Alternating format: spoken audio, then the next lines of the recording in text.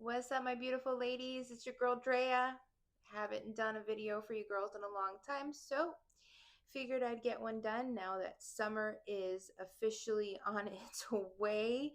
It's hotter than shit. The bikes are out, so I kind of wanted to touch base with you girls and just kind of go through a little bit about group riding etiquette. So let's get to it. All right, so first off, what you're going to want to do is you're going to want to assign the lead and the tail. A lead rider sets the pace and navigates, while a tail brings up the rear, ensuring that no one is left behind. These roles should go to more experienced riders. The newer riders should go mid-pack somehow. That way we can keep track of them and make sure that they're okay. Safety is always our number one priority. Secondly, before you girls take off for the ride, make sure that you have a pre-ride meeting or a rider's meeting. This is crucial so that we can discuss the route, we can go over hand signals, we can just be all on board on the same page on where we're going and discuss any specific rules for the group.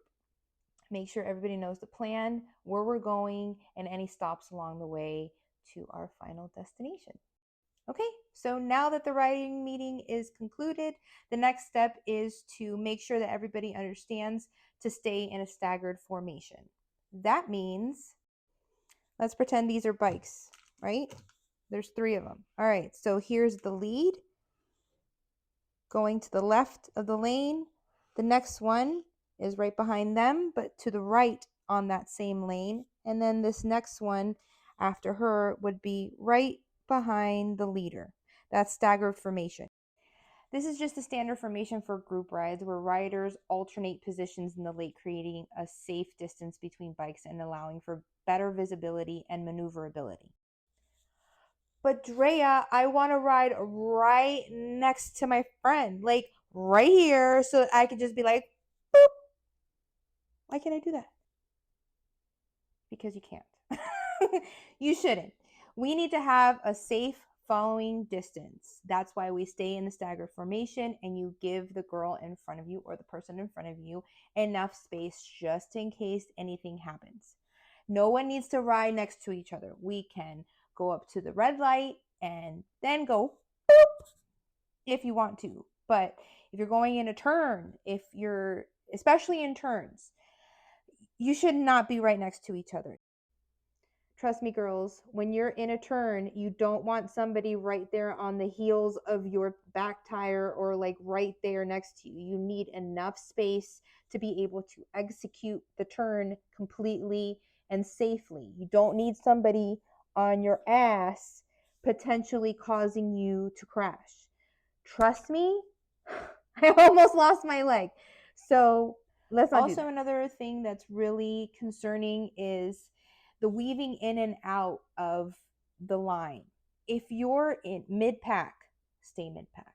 Stay wherever it is that you fall in line, because if you start going outside and then coming back in and weaving in and out, it's going to make everybody nervous.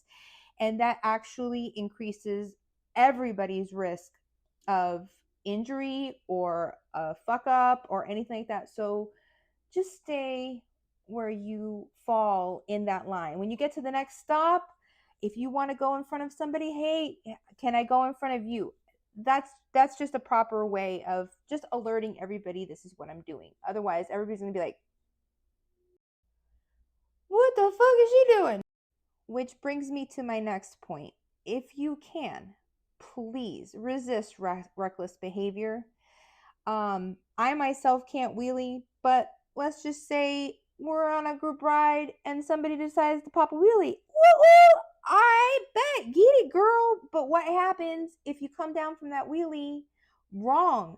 Like that tire comes down in a wrong spot, you lose your balance, you knock into another rider. Now you're not only dealing with your injuries, but you're dealing with causing somebody else injuries. So on a group ride, I would say just try to resist it. I personally, before my accident, I've calmed down significantly, but before my accident, I was Just reserving that for when I was on my way to meet the girls and on my way home. Like, I risked a lot more on my own than not in the group ride because there's just too much more potential to go wrong. Next point are the hand signals. Raise your hand if you know what I'm talking about. All right, so hand signals, hand gestures when you're on a ride will vary depending on what's going on. The most commonly ones that we use are when we're going to make a turn, when we're stopping, when you should slow down, and when there's hazards on the road. So, me personally, when you're doing a left-hand turn, you point left. When you're doing a right-hand turn, above. This is what I do. Now, I've seen people do this. That's fine too. That's a right. Slow down. I've used this a lot, especially on curves that are like 10 miles per hour, 20 miles per hour. Slow down. Hazard in the road, you're going to kick your feet out. Kick your feet out. There's a rock. There's a bike. Or something. Kick your feet out if you can do that, just to get everybody's attention that something is going on. Gas, you literally just point straight down to your tank. Food or water, just because a lot of us don't use or aren't connected on the comm, so we have to rely on our hand gestures to communicate. Well, damn, I didn't know I had to go to school for all these damn hand signals. How am I supposed to remember all these damn things? That's silly. This girl getting on my damn nerves. Your hair is silly. It'll come with time. You'll get it. The more you use it, the more you'll know which ones mean what is what. Another point I'd like to make is for you to stay aware. Stay aware of your surroundings, other riders, traffic. Constantly keep that head on a swivel because that'll save you. If you're coming into, let's just say you're coming up upon a plaza, which is great because a lot of the fatalities in the motorcycle community are left-hand turns.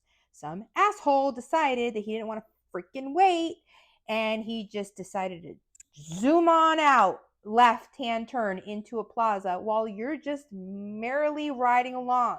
So be aware, cover that brake. Make sure that you have a backup plan, because if that SOB does pull out, what you gonna do? You're gonna go to left, right, stop.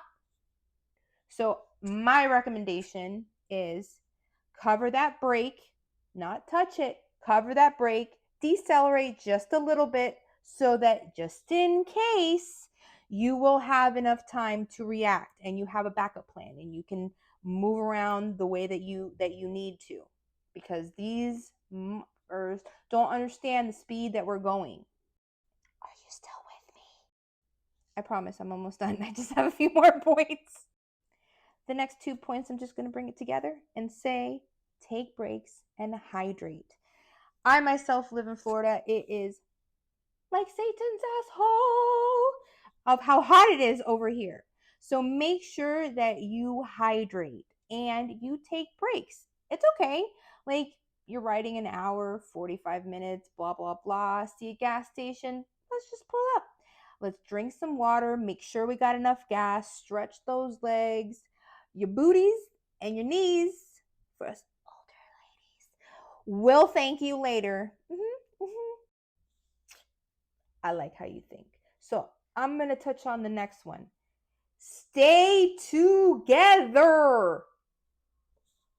If there's 6 of you and only 4 of you made it through the intersection, you're missing 2. So pull over and wait for them to go over the red light. When I lead a group ride, I am responsible for everyone in that group. And in that, I make sure that everybody makes it through the intersection. Why? Because what if there's an emergency? What if they need something? And you leave them high and dry. That kind of sucks. That's going to make that person feel unwelcome. And if that were me, I'd probably go home. So just stay together, because girls, we should all stick together, especially in this ugly world. Last but certainly not least, have fun. Your badasses on badass machines doing badass shit. And with that, I'm out. Ride safe, my loves.